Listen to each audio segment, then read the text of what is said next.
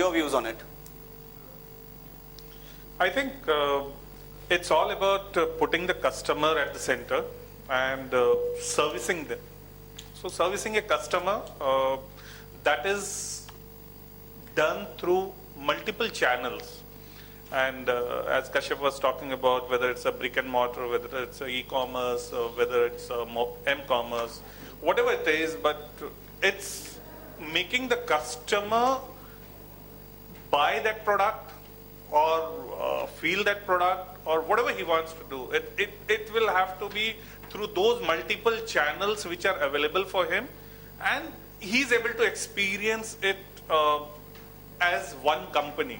So it should not be in silos, which is he is looking at each company. So a company can have different multiple channels through which he can reach to the consumer. But in that case, many times they work on silos, and the brick and mortar side doesn't bother about the e-commerce side, or e-commerce side doesn't bother about the brick and mortar side. Whereas here everything will have to be in unison, and the customer experience will have to be the best. And that is where the omni-channel comes, that for customer, it doesn't bother. For him, it doesn't bother whether it is a e-commerce or a brick and mortar or a m-commerce. He wants to buy a product, whichever channel is available to him, he will use that, the best available channel for his convenience. So it's about one channel. So Vikrant, do you agree that, you know, if you're talking multi-channel and omni-channel, it's essentially 2 points in a maturity curve. Maybe a retailer starts off being multi-channel, then realizes that, you know, it's not presenting one face, as Manoj said, to the customer, and hence fulfillment gets affected. Do you think it's a point in maturity wherein one goes from multi to omni, or do you have a different take on that? Very rightly said by Kashyap that this is an ecosystem, and to build this entire ecosystem, we probably, if it is a silo, then the ecosystem cannot be built, because it will be working in 2 different tangents in the entire circumference of the customer that we are seeing in the center.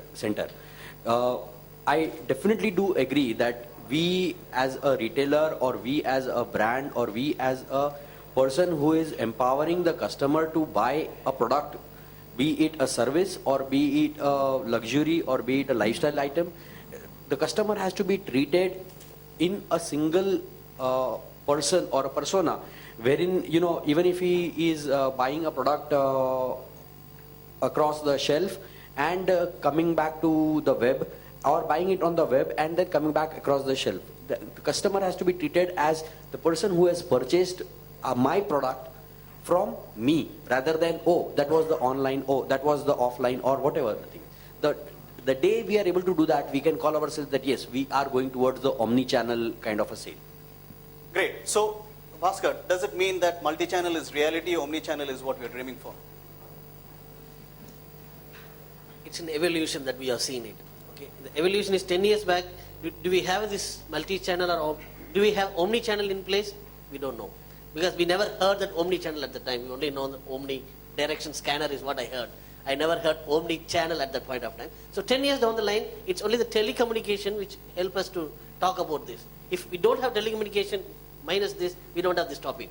Since because of the telecommunication, it is entirely linking all of us, including the retailer. So that is where the customer comes in over there. So customer has been empowered with many things, and we from the technology side, we've been continuously asked, how do we enable these things? So we feel from there on, retailer are forced to move from a multi-channel to an omni-channel in order to have the customer empowerment, engage, and then deliver that he has got unified experience across the thing. So I think, yes, we are having the maturity curve going towards that.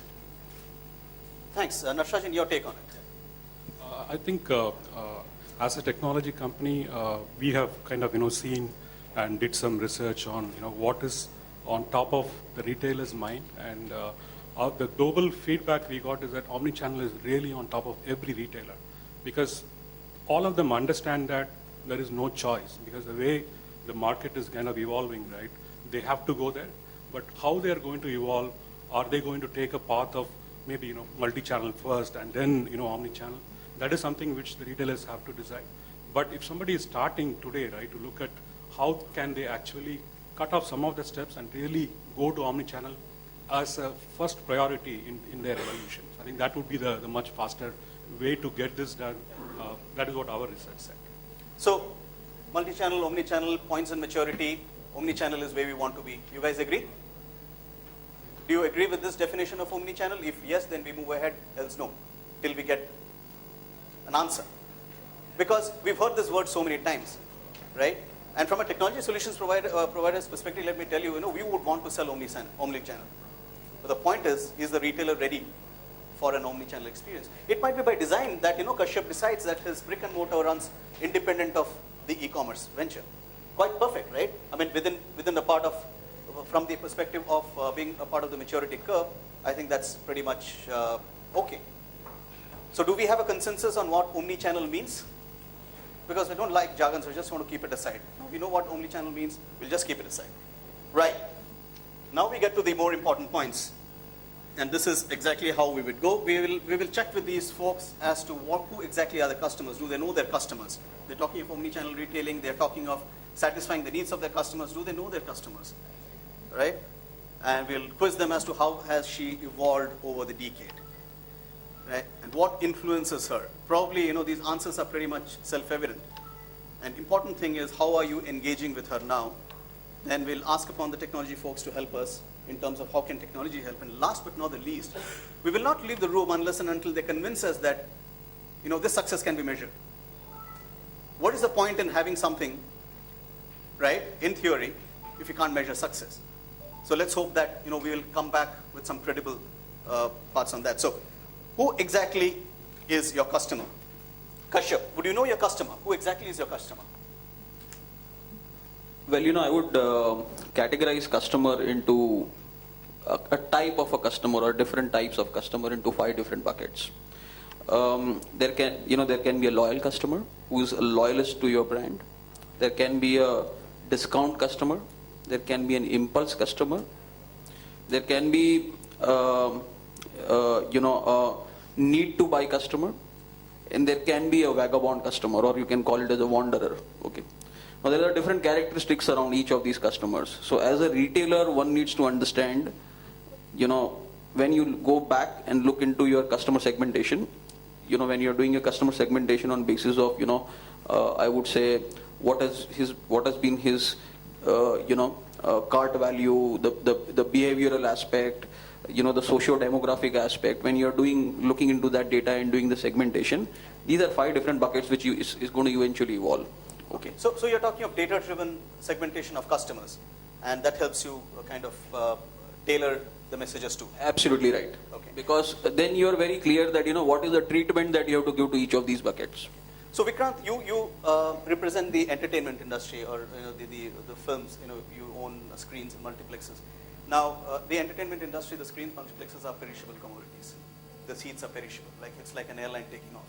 So if he's got 80% occupancy and 20% seats are not occupied, he loses money on those 20. There's nothing he can do about it. And the other part of it is, during the discussions which came up very clearly, was that the purchase for him is never an impulse purchase. You will never go planning for an Amir Khan movie and end up seeing a Govinda movie.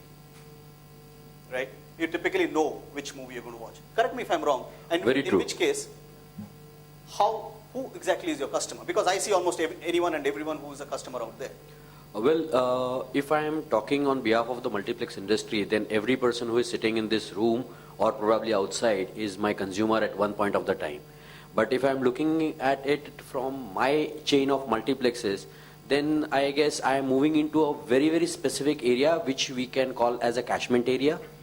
Like we said, and I think some of us will agree, some of us will disagree, that loyalty is something which has not ever worked out in any of the multiplex chains. They have failed, or sometimes they have failed very miserably. Say today a multiplex is 1 kilometer away from your place, and another multiplex is say 500 meters away from your place. Invariably your first choice would be the one which is closest to your residence. So hang on. So he says there's no loyalty in this whole business, and you would go to the place which is closest to you. Let's check this hypothesis. How many of you would do that? Let me get an answer to this. How many of you would walk into the multiplex that, assuming they know both the multiplexes are showing the same movie, right? How many of you will walk into the multiplex that is closest to your home? Sir, are you raising your hand? Okay, you are. Okay. I guess that's 80% That's a approximately. huge percentage. That's a huge percentage. So they, you, Considering both of them are like to like, if there is a Yeah, it's an apple-to-apple comparison. Probably apple with a leaf and apple without a leaf is what basically we yeah, can. Himachal apple and an American apple or whatever you want to Yeah. So, but even if there is a little bit of difference.